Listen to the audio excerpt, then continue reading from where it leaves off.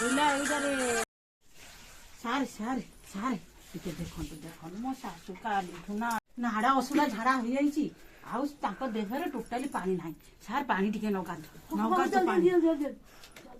ହଁ ଦେଖନ୍ତୁ ଦେଖନ୍ତୁ ସାର୍ ଟିକେ କି ଝାଡା ହେଇଛି କି ଝାଡା ହେଇଛି ନାଡା ଅସୁରା ଝାଡା ହେଇଯାଇଛି ପରା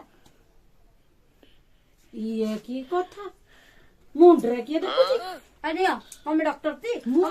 ଡକ୍ଟର ନାହିଁ ଏଇଠି ଜଲ୍ଦି ଦେଖନ୍ତୁ ଚାଣନ୍ତୁ ଚାଣନ୍ତୁ ଝାଡା କେତେ ଦିନ ହେଲା ହେଇଛି 2 ଦିନ ହେଲା 2 ଦିନ ହେଲାଣି ଝାଡା ହେଇଛି ହଉ ମା ଦେଖନ୍ତୁ ଆରେ ଇଏ କଣ ସାର୍ ଗାଣ୍ଡିଆରେ ସରି ସରି ସରି ତମେ ଶୁଣନ୍ତୁ ସେ ସିଧା ଶୁଣନ୍ତୁ ସିଧା ଶୁଣନ୍ତୁ ମା ସିଧା ସିଧା ଓଡ ସିଧା କର ସିଧା ଶୁଣନ୍ତୁ କୁଆଡେ କୁଆଡେ ପଡି ପକେଇଲ କଣ ମା ଟିକେ ବ୍ୟସ୍ତ ହୁଅନ୍ତୁ ତମେ ଟିକେ ଧୈର୍ଯ୍ୟ ଧର ତା ଦେହରେ ପାଣି ନାହିଁ ଆରେ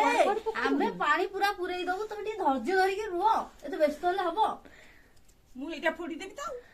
ବଳଦ ଇଞ୍ଜେକ୍ସନ ଧରିଛି କାକ ଟେକ ହାତରେ କଣ ନାଗି ହେଇଛି ନା କଣ ସରି ସରି କାନରେ ଦେଇନଥିଲି ସାର୍ ସାର୍ ବଳଦ ଇଞ୍ଜେକ୍ସନ ଆଣିଛି ସାର୍ ଫୁଟା ଫୁଟା ଫୁଟା ଫୁଟା